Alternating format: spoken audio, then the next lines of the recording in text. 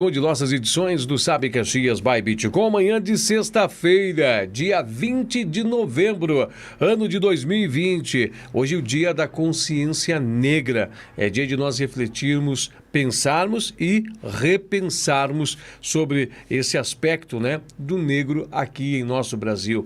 E é dia de nós observarmos o que o nosso passado, as nossas tristes histórias envolvendo o negro em solo aqui americano e tudo que foi causado, a esta importante raça oriunda do solo da querida mãe África. Nós vamos daqui um pouco mais pautando estas e outras informações, por isso, fique com a gente acompanhando a nossa edição desse dia 20, destacando também que estamos chegando ao final do mês de novembro. Fique com a gente, vocês estão no Sabe Caxias by Bitcom.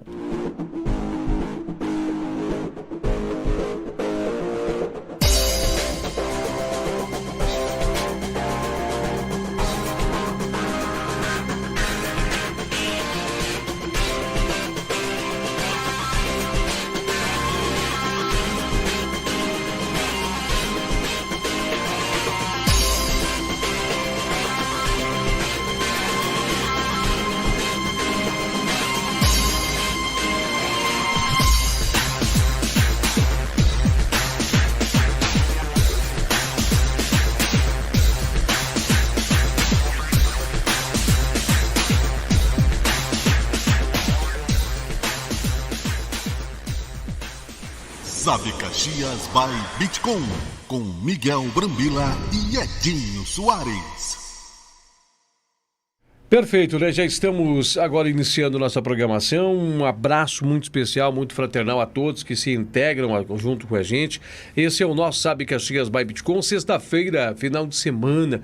E final de semana que tem muito a que se falar. Fique junto com a gente, eu vou passar Miguel Brambila, vamos fazer nossa saudação introdutória inicial e vamos deliberar os assuntos que nós temos aqui para trazer a todos vocês. Deixa eu só trazer, antes de passar Miguel Brambila, os destaques aqui climatológicos para a cidade de Caxias do Sul.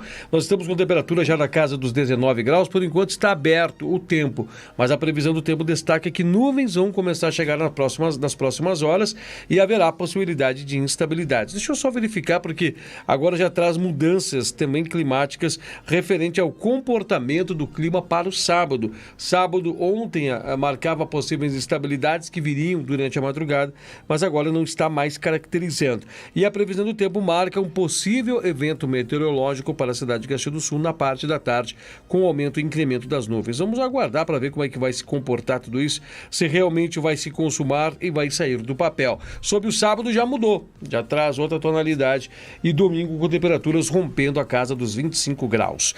Depois de todos esses detalhes introdutórios da nossa programação, nós vamos agora conversar com Miguel Brambila, que segue a saga, dessas suas férias e mesmo tempo junto com a gente aqui na programação, mergulhado, dando total assistência e muito presente em nossa programação. Miguel Brambila, passo agora a você a palavra, lhe cumprimento com um bom dia muito especial e passo também a ouvir as suas colocações e suas reflexões. E depois mais eu quero dar um toque, citação sobre a Bitcom, com as super promoções, super oportunidades, também em linhas seguros residenciais para o pessoal na praia e tudo mais. Já vou falar sobre isso, mas antes, bom dia a você.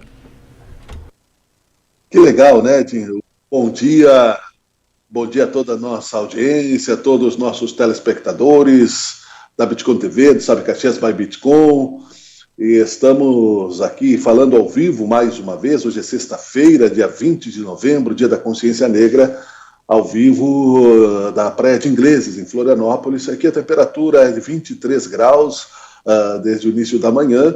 Hoje o tempo está parcialmente nublado para sol. Ontem foram chuvas de ilhas, Foi possível circular em alguns lugares, mas com garoas ao longo do dia todo. Muito pouca gente pelos lugares aqui. Volto a dizer, tem aumentado sim os índices de contaminação, mas não está relacionado ao turismo. Aqui onde nós estamos, os protocolos são rigidamente seguidos para o álcool gel, para o café da manhã, para os locais fechados, para o trânsito pelo hotel somente com máscaras, para a utilização da piscina. Muito pouca gente na beira da praia, e circulamos por outras praias também, aqui, a Lagoinha do Norte e outras tantas, e eu cito Canasvieiras como um ponto preocupante. Sim, a praia de Canasvieiras, pelo menos, ali sim há um pouco mais de perigo. Mas vejo também como um cansaço, né, esse ponto. Enfim, mais uma vez, o Sabe Caxias está no ar e graças ao 4G, esperamos o 5G e ao mesmo tempo que esperamos o 5G, esperamos a luz no Amapá, Edinho, né? Veja bem como nós estamos posicionados nesse Brasil varonil, meu caro Edinho. Bom dia. Bom dia, meu amado. Olha, bom dia mesmo especial. Eu acho que a reflexão de hoje, a mais expressiva reflexão de hoje, associado a um dia que seria de reflexões positivas sobre a consciência negra, é marcado por uma tragédia. E essa tragédia logo aqui, né, no estado do Rio Grande do Sul, na capital Porto Alegre, envolvendo seguranças internos, né, trabalhando dentro do supermercado, juntamente com a ação, né, de um policial militar. Eu vou passar a ordem do serviço, tá? E uma matéria que a gente temos aqui para apoio, e a gente vai estar trazendo essa matéria para que as pessoas possam se inteirar mais, com maior propriedade, maior contexto do assunto, para depois nós fazer uma avaliação sobre tudo isso e ver ainda o abismo social que tem aqui. E o que chama a atenção é que o abismo social que a gente fala não é só do Brasil, é um abismo social que há em outros locais do mundo. A exemplo, nós vimos as movimentações norte-americanas também muito, muito fortes, expressivas, né?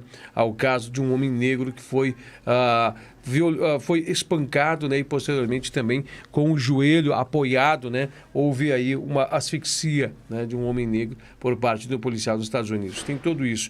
Eu vou trazer aqui a ordem do serviço, Miguel, e depois nós vamos comentar um pouco mais sobre isso. É um assunto de alta expressão em todo o Brasil, é um assunto de muita expressividade também aqui no Rio Grande do Sul.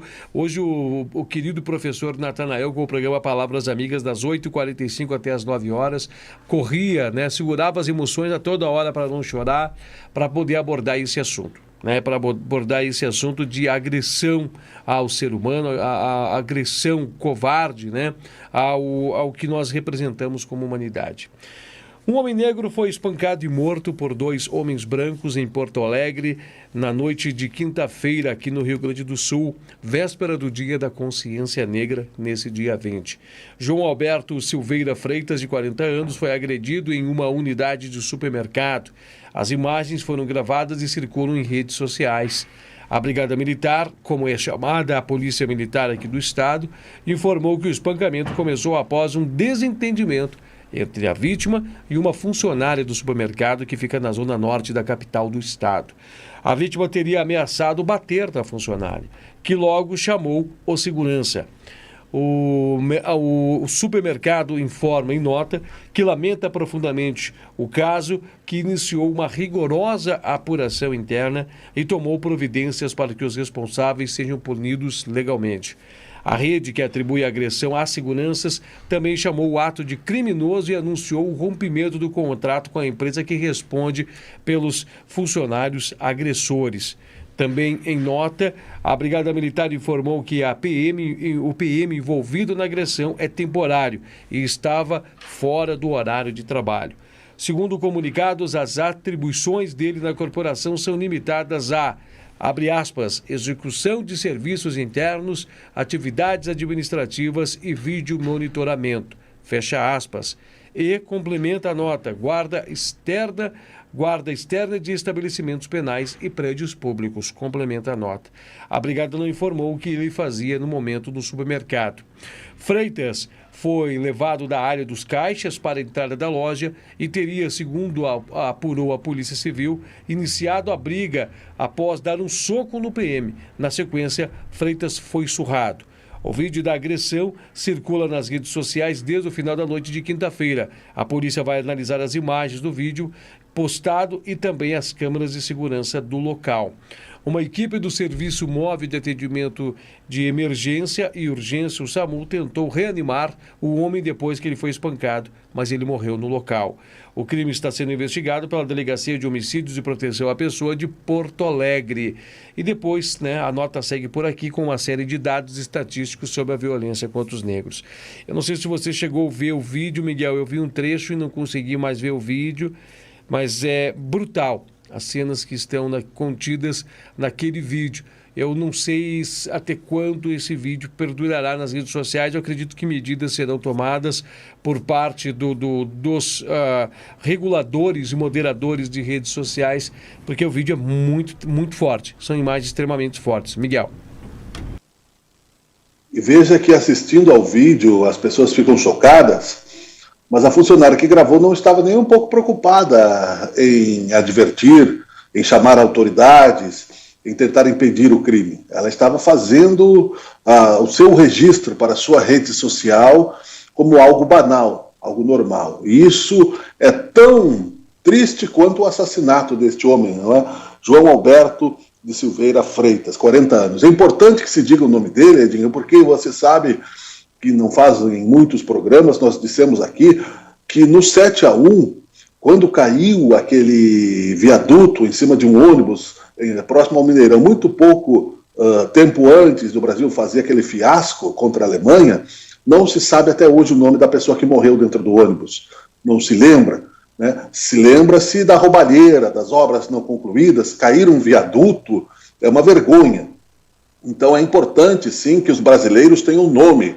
E este cidadão, né, é o George Floyd brasileiro, um deles, não é? É claro que não se deve incentivar o mesmo tipo de reação que se teve nos Estados Unidos, porque isso, violência gera violência. Os protestos devem ser feitos de outra forma, mas com ação. Não basta simplesmente conversarmos. Assim como na questão das mulheres, na Câmara de Vereadores, eu te perguntei essa estatística anterior e você muito prontamente me trouxe, né, e você pode referenciar o nome deles.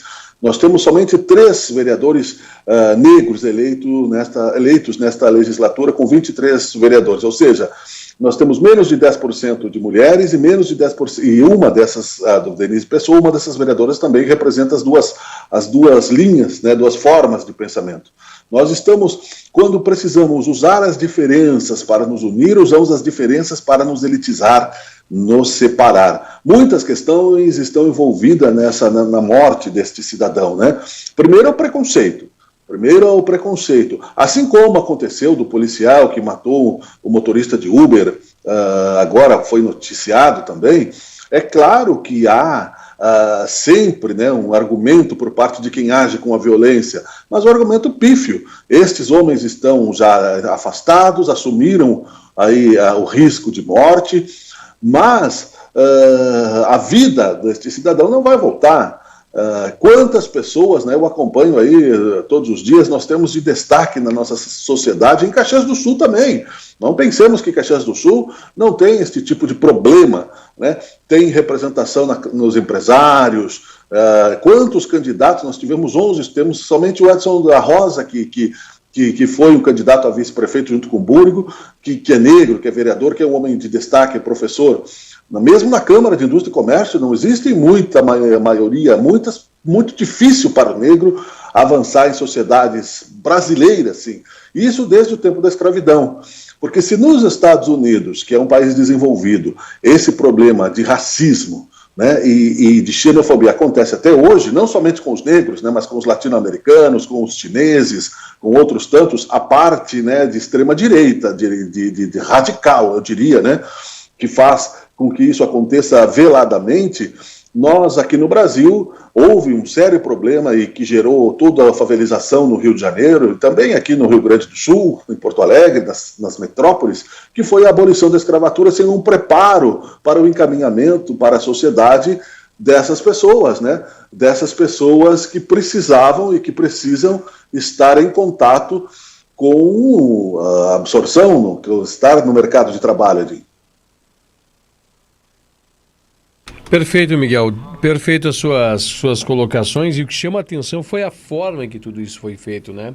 A forma que esta maneira foi optada e foi escolhida. As pessoas teriam, né? Nós teríamos que colocar isso como tema a ser lecionado dentro de escolas, e não é desse fator. A própria história da forma que é contada dentro do Brasil bota uma maquiagem sobre tudo isso. E acima de tudo, depois que bota a maquiagem, bota um tampão muito forte, e esse tampão não é trabalhado, não é prospectado? A partir de um determinado momento, quando os movimentos sociais começam muito intensos e começam muito fortes, é que começa a tentar fazer um resgate. Mas quando vai se tentar fazer o resgate, já é tarde, porque há uma lacuna histórica muito grande para poder retratar tudo isso. Mas é interessante que se diga que no período escravocrata, né, o período escravocrata brasileiro, o período escravocrata do nosso país, o negro, ele não era reconhecido como humano. Ele não era reconhecido como uma pessoa. Ele tinha, naquela época, um status de um objeto, um status de um animal. Com todo perdão a comparação, mas ele é muito verdadeira para o momento, como se fosse um cavalo. Era comparado a esse exato momento.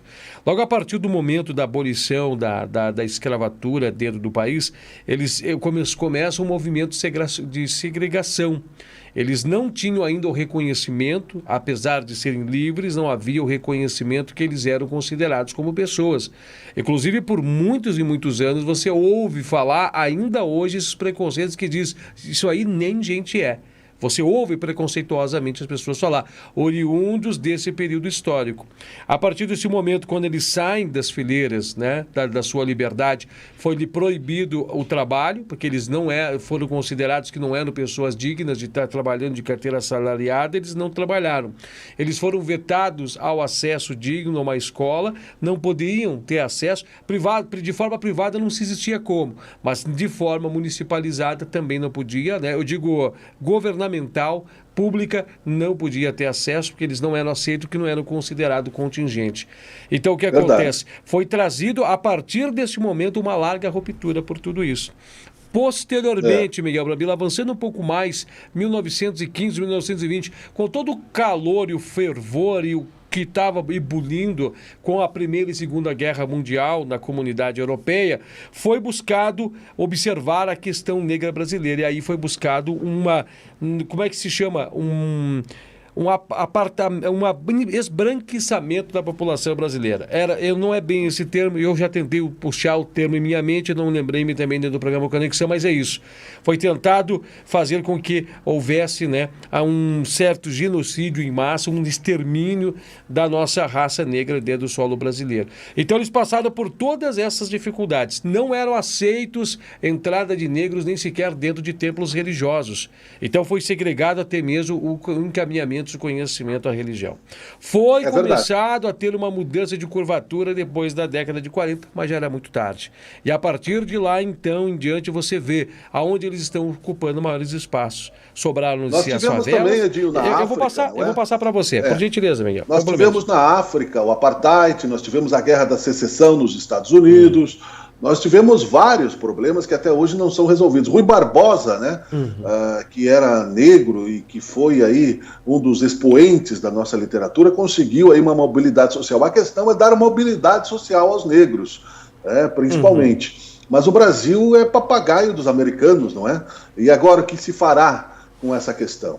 Tem nome o assassinato acontecido, não vamos dizer o nome do mercado, que infelizmente está fechado hoje, né? João Alberto da Silveira de Freitas, Edinho. 40 anos de idade, 40 anos de idade. É muito bom tu colocar isso, porque também isso ebula em outras localidades do mundo. Como você falou, né, a África do Sul tentando um apartheid, mas no qual a minoria, que eram os brancos, né, estão tendo o total benefício de entrar nas fileiras das linhas fabris, administrar as empresas, né? Quem trabalhava nas linhas fabris eram os homens negros, né? Homens e mulheres negras. Então, dentro de todas essas rupturas dentro do nosso país, aí você vê hoje, né, por que há uma certa favalização por parte da raça negra dentro do nosso solo brasileiro, uma falta de respeito pelo nosso negro brasileiro, uma falta de condições melhores para poder empoderar e dar condições de igualdade ao nosso negro brasileiro. Você vê agora, né, as diferenças salariais do nosso negro brasileiro, acesso à escola é um déficit muito grande intelectual entre os brancos do que os negros no Brasil, porque eles foram apartados, eles tiveram um retrocesso, eles tiveram, além de ser utilizados de forma escrava, ainda passado por um período muito, muito danoso. Então, você entender tudo isso hoje e ver como como trazer um equilíbrio, porque isso resulta da própria situação da nossa população nacional como hoje, reverbera nisso tudo. As largas desigualdades sociais. Os índices, né, isso, as largas desigualdades sociais que se reverberam. As dificuldades que nós temos como sociedade, a nossa ineficiência como sociedade está pautada na nossa história brasileira e tentam apagar tudo isso, Miguel. Isso afeta os índices. Então, qualquer índice que se tenha de criminalidade, de baixa escolaridade, de dificuldades no emprego, é todo resultado desses 130 anos que não se fez, inclusive, o saneamento básico no Brasil. Um tema muito triste, não é, Edinho? E nós temos que lamentar, protestar e agir, porque não basta simplesmente ficar na hipocrisia de que você até tem amigos assim. Porque o importante, bem claramente falando, é o que você sente, é o seu caráter, né? A origem das espécies somos todos iguais. É uma besteira, né? E, inclusive, é uma besteira esse negócio de cotas, né? Eu acho que, em muitos casos, muitas pessoas representantes aí dos negros precisam também ir além disso, né? Cotas para negros, não precisa, porque se somos todos iguais, não precisamos de cotas. Buscamos recuperar historicamente isso com a mobilidade social, Edinho. Isso é importante. O preconceito existe, é um fato, e lamentemos aí a morte deste cidadão. Então eu vou referenciar o Confúcio novamente aqui, né? Analectos aqui, eu acho que hoje a gente consegue ver. Confúcio, que viveu 500 anos antes de Cristo, disse aqui por isso que Cristo foi um filósofo que compilou, né, todas as questões da humanidade, né? Não imponhas aos outros aquilo que você não deseja para si próprio, né? Ou seja, muito claramente, né? Falando sobre governos, não imponha aos outros aquilo que você não deseja para si próprio, Edinho. Você gostaria, né, de ser assassinado na frente da sua família no mercado? Você gostaria, né, de ser vítima de atraque da polícia porque você é negro, simplesmente pelo fato da sua cor da pele? Você gostaria de ter olhares suspeitos, né, em qualquer lugar que você vá, justamente por causa disso? Não, né? Então, essas são questões que no Brasil existem, e existem muito explicitamente, e na nossa cidade de colonização europeia, há bem pouco tempo ainda, muitas piadinhas de mau gosto são populares, Edinho, nos entremeios, não é? Enfim, cabe a nós, como humanidade, mudarmos isso, Edinho. Eu estava observando você falar sobre a questão de cotas, né? A gente sabe que há uma dissidência dentro do próprio movimento negro quanto à questão das cotizações, né? De haver cotas. Mas ainda há um largo entendimento, por uma ampla linha que diz que é o melhor método, por enquanto, de haver reparação, né? Diz que seria através, né, das cotas raciais. E, efetivamente, eu acredito também, Miguel, que vamos ainda consolidar um período no nosso país que nós vamos ter que não vai precisar existir cota para nada. Não vai precisar existir cota para índio, não vai precisar existir cota para negros, né? Não vai precisar nada, porque nós vamos ter que buscar um senso de equilíbrio. Nós só vamos nos resgatar de verdade como nação, vamos ser uma nação forte e unificada quando nós conseguirmos unificar todas essas questões. Enquanto nós não conseguimos resolver tudo isso, haver desarmonia e desequilíbrio, jamais poderemos conseguir avançar frente a tudo que nossa pátria, nosso Brasil, nossa pátria do Evangelho representa. Enquanto nós não conseguimos atingir tudo isso, vai ser muito difícil, Miguel. Eu discordo dessa questão das cotas, sabe por quê, Edinho? Porque diz-se na lei da atração, na maneira que você pensa, que você dá poder àquilo que você ressalta. Então, na política, a mesma coisa. Quanto mais brigam os candidatos, mais repúdio eles causam. Você dá poder, né, ao problema e não à solução. Então, quanto mais cotas, mais se ressalta a diferença e não se aproxima da igualdade. Essa é a questão. A igualdade é uma coisa natural. Somos iguais como origem, como leis, como cidadãos e pronto. As diferenças naturais de personalidade, de caráter, isso é parte do ser humano, né? Porque a partir de assim como nós temos que avançar também rapidamente, para que, na lembrança, né, da diferença entre os sexos, o Dia Internacional da Mulher, tem muita mulher que não gosta disso, que acha que isso diminui ao invés de engrandecê-la, justamente porque foca na diferença. Então, eu acho que as nossas diferenças devem nos unir e não nos elitizar. A partir do momento que você cria dias especiais, com o objetivo, né, de mostrar a fragilidade de alguém, você está ressaltando essa fragilidade. Sim, há um débito histórico do machismo, da violência humana contra as mulheres e contra negros e contra índios. mas ressaltar isso eternamente vai fazer com que isso continue dando margem ao debate. Se queremos a igualdade, devemos declarar a igualdade universal dos direitos de todos. Todos somos seres humanos e ponto final, Edinho. Correto, Miguel. Miguel, 10 horas e 39 minutos, muito bem observado e avalizado. Eu estava ouvindo você falar sobre sua exposição, né? É interessantíssimo. E esse é um grande debate que ocorre realmente dentro de fileiras, entre pessoas que entendem que a cota racial é necessária e outras pessoas que não. É amplo esse debate. A gente vai fazer o seguinte, Miguel, eu vou um breve intervalo, a gente vai fazer um breve intervalo aqui na programação. Em instantes, eu estarei de volta com você para nos darmos continuidade, debatendo sobre esse episódio, né? Lamentável do cenário de Porto Alegre. Também tem informações informações das esferas lá de Brasília, que está burilando. É verdade. Tem muita coisa acontecendo também em Brasília. Um breve intervalo, já estamos de volta com você.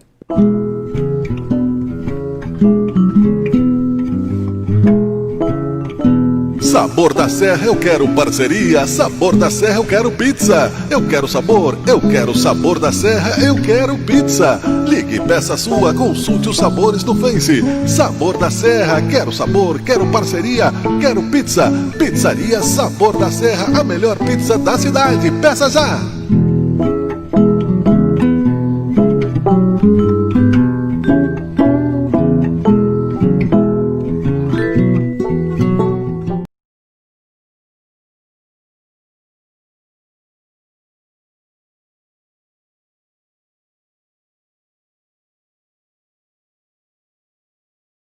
Muito bem, né? 10 horas e 41, só tive um pequeno percalço aqui, agora sim, ajustando, nós vamos continuar com os nossos bloco dos intervalos, já vamos estar de volta. Segura que já voltamos.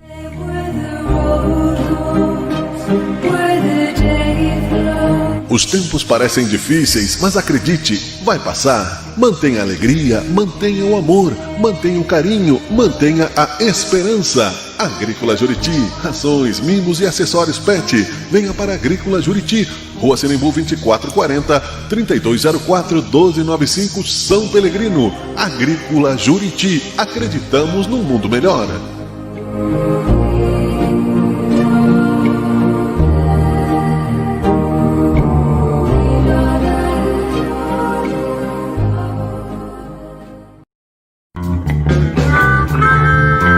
Existem 1000 maneiras de você superar este momento de pandemia. Paciência, coragem, fé, confiança, criatividade. Existem 1000 maneiras de passar o tempo na sua quarentena. Muitas delas com sabor de queijo. Supere-se neste momento buscando as melhores receitas. A criatividade é sua. O queijo fazemos questão de apresentar. Casa do Queijo Rio Branco. Os bons sabores se juntam aos bons momentos. Avenida Rio Branco 1173, bairro Rio Branco. Venha nos visitar.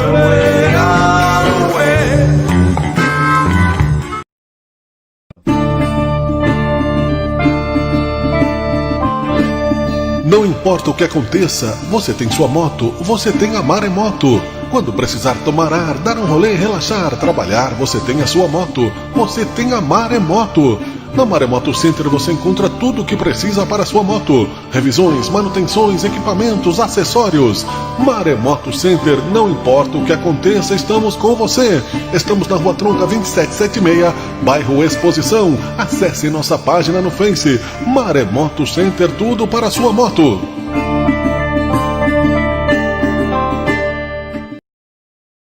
Dez horas e 43 minutos, estamos de volta em nossa programação. Hoje nós pautando, hoje é o dia de falar de coisas boas, né, envolvendo a movimentação, né, pelo Dia da Consciência Negra, mas a gente está trazendo essa pauta, né, desses assuntos relacionados ao fato que foi desencadeado por Porto Alegre.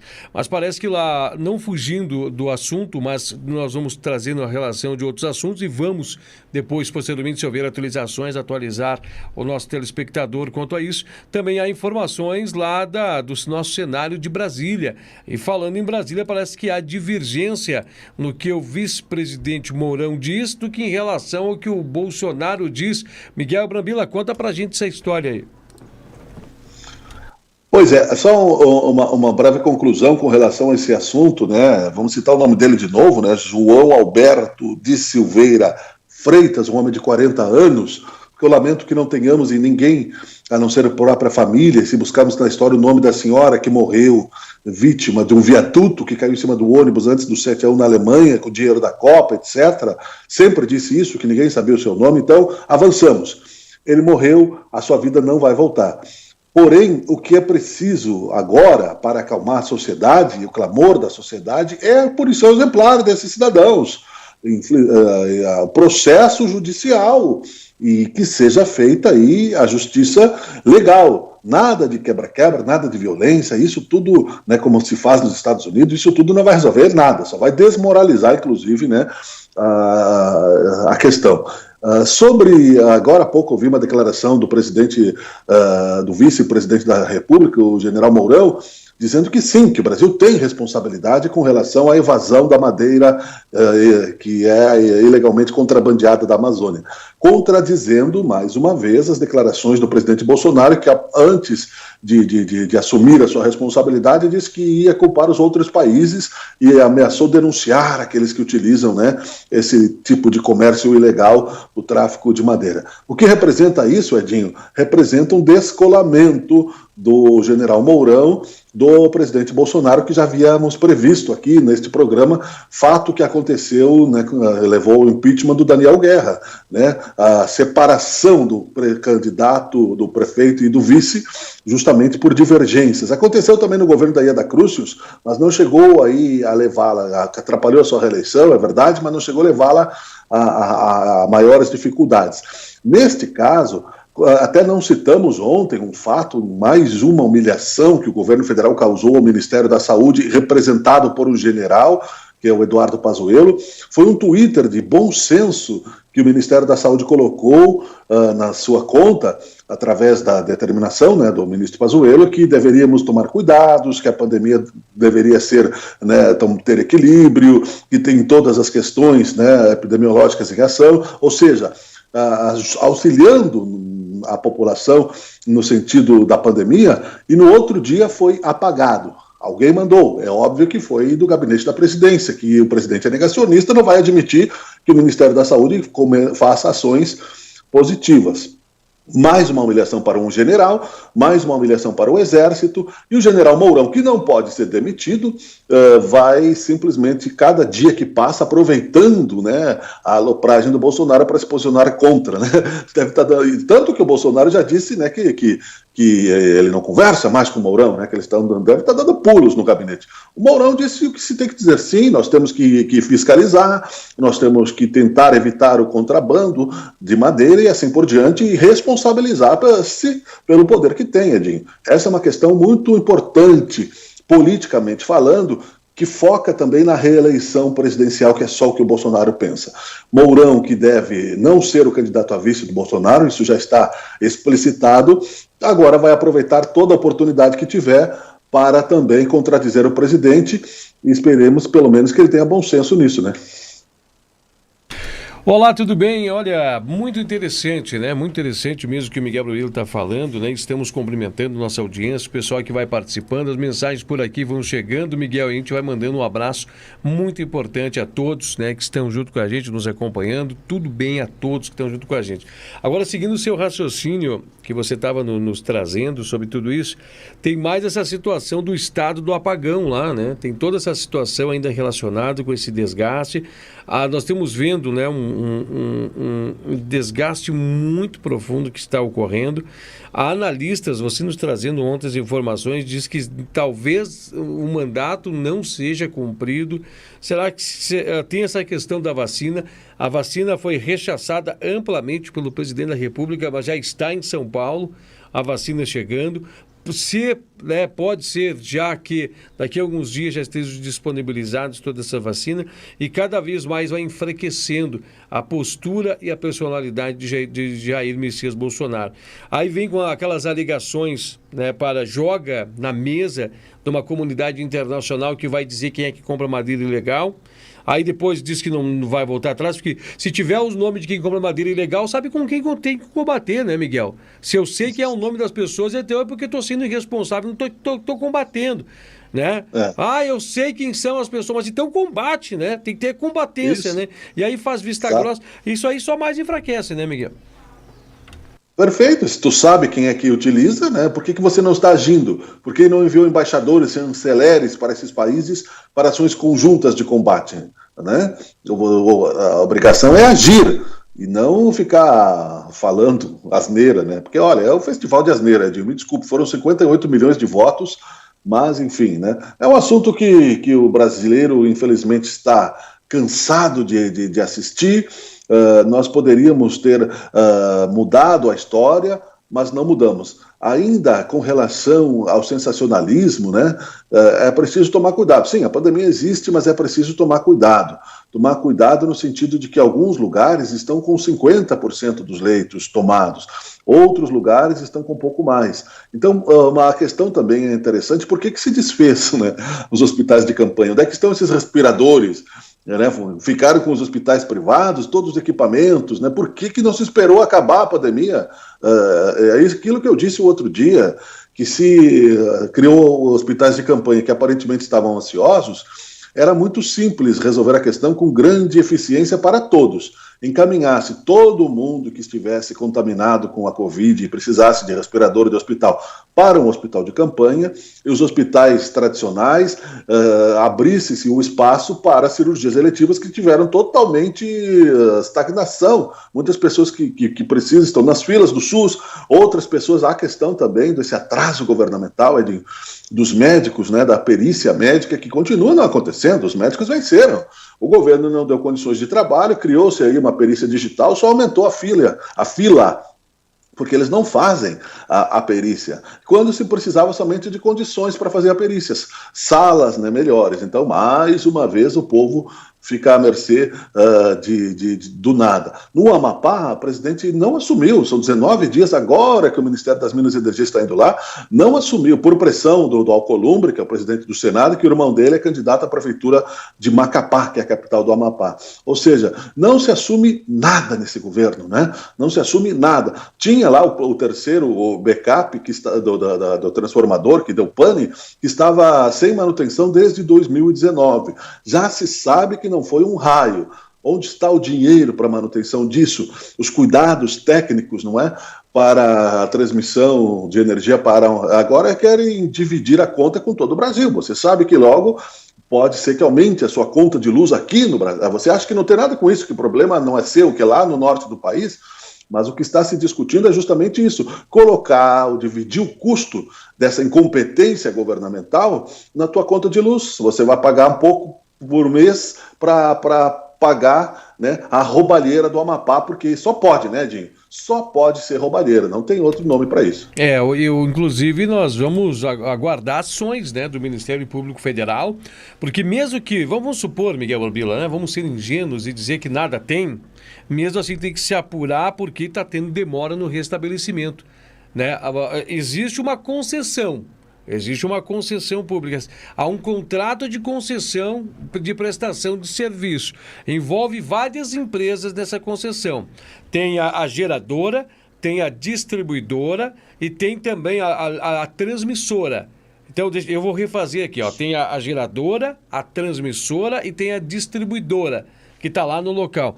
Tem que se buscar onde está a falha e responsabilizar quem está com a falha. E o povo lá, como é que vai ser ressarcido, Miguel? Exatamente, com os cofres públicos. Alguns falam, e tudo isso parte de projeto. E aí o projeto está sendo barrado por vício de origem. Quando deveria ser uma ação do Executivo, do Presidente da República, vem do Senado. Então tem vício de origem. Por exemplo, querem prorrogar o seguro-desemprego de alguns. Claro que, como sempre, estão sofrendo os mais pobres. E a classe média, quem vende o almoço para pagar a gente, está ficando pobre, né? Quem tem freezer, quem tem alimento, quem tem estoque de mercadorias, carne, perecíveis, principalmente, né? Isso tudo não tem recuperação. É um descaso total, né? E isso pode acontecer em outros lugares. Dizem-se que é um beco final da transmissão de energia, o Amapá. Mas não há agência reguladora, a concessão tem que ter uma fiscalização. Né? Se ela é uma concessão, precisa o Estado e as autoridades que fiscalizem isso. Ninguém esperava que fosse chegar a tamanho descaso, né? A ruína brasileira. E começa por um lado, né? Como se caísse um pequeno pilar, que sirva como exemplo para outros lugares. Mas nós temos aí no Rio de Janeiro a corrupção altíssima. Ex-governadores, né, que nem está se falando, 6 últimos ex-governadores, o Witzel inclusive, com problemas na justiça de corrupção. Já se esqueceu, inclusive, né, o dinheiro no fiofó do senador, né? Então, quer dizer, cada escândalo sobrepõe outro escândalo e parece que nós estamos sempre correndo atrás da máquina, né, fazendo um malabarismo com bolas no sinal e cada vez mais alguém joga uma bola a mais para o cidadão brasileiro e você tem que sobreviver desse jeito, Edinho. Os pobres ficando mais pobres, os ricos mais ricos, porque se protegem disso, né? E a classe intermediária tentando se grudar na sobrevivência de qualquer forma. Isso para um país continental como o nosso exige imediatamente, né, uma ação governamental coletiva desde já, desde as câmaras de vereadores, dos prefeitos, né, e que se tenha ação. Disse que o Bolsonaro foi um ponto fora da curva, que não vai se repetir esse fenômeno do Bolsonaro no Brasil nas próximas eleições presidenciais, né? Tanto que a derrota dele foi acachapante. Hoje ele é uma água viva, você encosta, você se queima politicamente. Muitos estão pulando fora disso, Edinho. Miguel, eu queria te fazer uma pergunta. Eu tenho duas, na realidade. Eu vi você falando sobre tudo que está sendo trazido de prejuízo ao Amapá, né? Tudo prejuízo e é quem vai se responsabilizar por isso. E aí veio em minha memória um outro assunto muito importante. E Brumadinho? Cadê Brumadinho? Perfeito, exatamente. Onde é que estão, né, as responsabilizações, os processos, a transparência, porque daí o processo corre em segredo de justiça e a briga fica jurídica. E a população vai perdendo, né, a credibilidade nas autoridades. Advogados caríssimos, né, contra o Ministério Público, que também sofre pressões políticas. Basta ver a Lava Jato. Né? Os promotores do Ministério Público e os investigadores sofrem de acordo com as mudanças governamentais, apesar de uma pseudo-autonomia, não é? E assim acontece na Anvisa, com a questão das vacinas, assim acontece no IBGE, com a questão do desmatamento na Amazônia e a pecuária, assim, então, quer dizer, quando se tem, né, um presidente negacionista que mente, né, que acabou com a corrupção e que não tem projeto nenhum, né, acontece isso, muito bem colocado, Edinho. Brumadinho, né, está enterrada, literalmente. E outro detalhe que é muito importante ver, nós estamos falando de Brumadinho, nós estamos agora falando do Amapá, e nós estamos falando das vacinas em São Paulo, nós estamos falando dessas brigas políticas, nós estamos falando de aproximação com os partidos de centro, porque nós estamos falando também do Mourão, que já não está se aproximando, já está se afastando cada vez mais, nós estamos falando desse ilhamento, insulamento do nosso presidente da República, e a visita ao estado do Amapá já não deveria ter sido necessária por parte do ministro, juntamente com o presidente da República, para dar um amparo à população e colocar as coisas a andar mais rápida por lá, Miguel? Olha, segundo o historiador Marco Villa, e ele tem um blog do Villa que é muito interessante, né? E ele não é um homem de esquerda, ele escreveu, né, Uma Década Perdida, os 10 anos do PT, por exemplo. Ele chama o Bolsonaro de preguiçoso, de mandrião, que é uma palavra para preguiçoso, né, da literatura antiga, né? Porque ele é um professor de história muito bem aculturado. O seu blog tem mais de 5 milhões, de 500 mil visualizações, né? 500 mil seguidores, 5 milhões de visualizações. Blog do Villa, ele trabalhou em várias emissoras aí do centro do país, no Roda Viva, e ele diz que o Bolsonaro não permanece no governo, que é um preguiçoso. O ministro das Minas e Energia esteve lá 3 vezes, né? Agora, para ir na lancheria, né, chamar o pessoal lá do Espírito Santo, né, de viadinho, né, e de gay, né, ele pode, isso é legal. Ficar fazendo, né, piadinha toda quinta-feira naquele Twitter, que é ilegal também, segundo o Marco Villa e segundo o bom senso, porque ele faz no Palácio do Planalto campanhas eleitorais que não deu certo, né?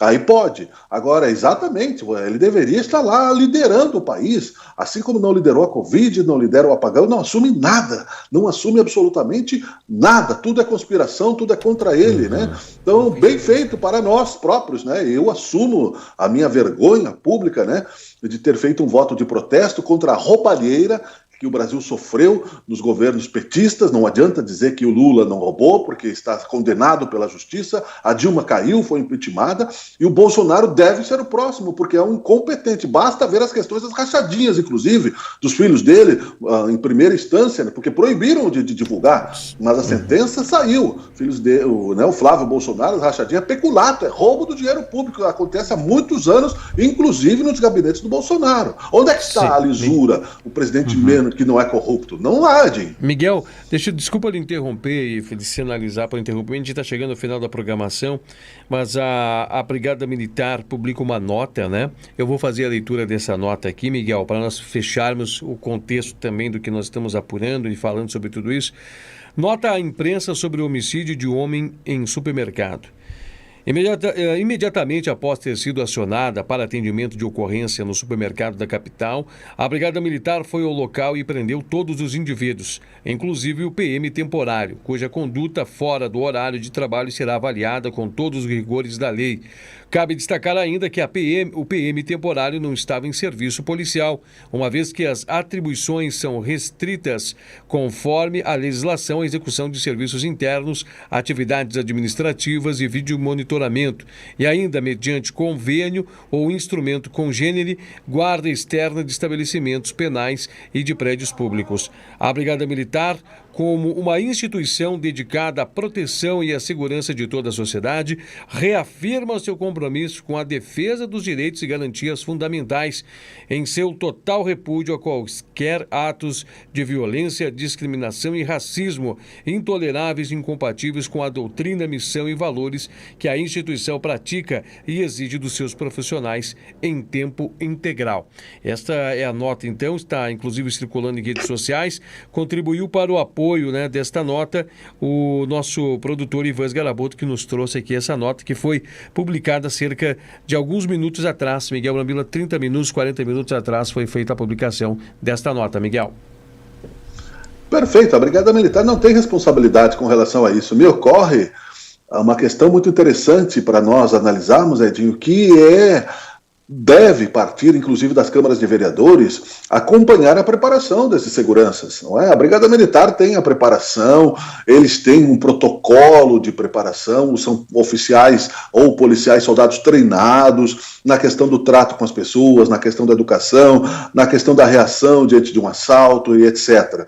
A Brigada Militar, e este cidadão, ele estava temporariamente, ele estava sob treinamento, ele não era ainda efetivo da Brigada Militar, portanto não tinha passado por todos os processos, e a Brigada Militar tem, em Caxias do Sul também, nós temos exemplos disso, tem exigências rígidas para os seus soldados. Tanto que nós recentemente entrevistamos aí o Major Márcio Leandro, e 300 soldados, né, homens e mulheres na Brigada Militar, não havia nenhum caso em setembro de Covid na Brigada Militar. Há muita seriedade, né, por parte da Brigada Militar, e tenho certeza que no Brasil inteiro.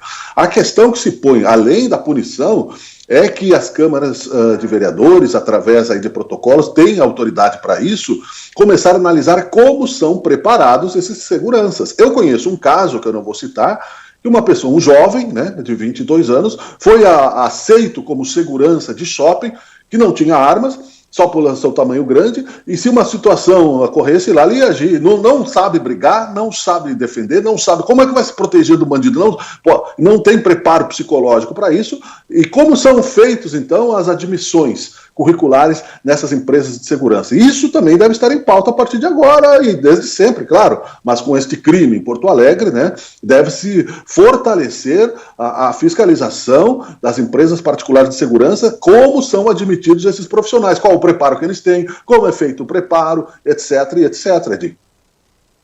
Muito bem colocado, Miguel Brambila. Eu acho que isso vem mostrar que é as mãos de toda uma sociedade em torno disso. Acho que você trouxe muito bem essa pauta, onde tem muito que ser fiscalizado, tem uma cadeia de responsabilidades em cima de tudo isso, até para entender quem são os elementos que estavam lá e se tinha o preparo realmente para poder estar prestando um serviço de uma natureza tão importante que é cuidar da vida de pessoas. Miguel Brambila, eu passo a você para o fechamento, suas reflexões finais. Estamos encerrando o nosso Sabe Caxias by Bitcoin nessa sexta-feira, e quem faz o encerramento é você, meu irmão. Legal, eu volto na segunda-feira com mais assuntos do nosso interesse. Tome cuidado, siga os seus protocolos. Muito obrigado mais uma vez, né, pela sua colaboração amiga neste programa. Edinho Soares, que também está preparando-se para suas férias em breve, né? Não sei como farei este programa sem você, meu caro amigo, né? Mas vamos ensaiá-lo. Bom final de semana a todos. Vem aí o Lance Esportivo. Obrigado pela audiência. Um abraço para minha mãe que está nos escutando sempre lá em Caxias, Dona Marisa. Um abraço. Tchau, tchau. Abraço também para Patrícia Brambila. Tchau, tchau.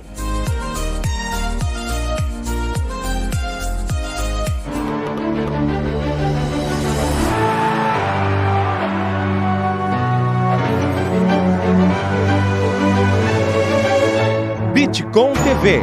Passa no seu smartphone.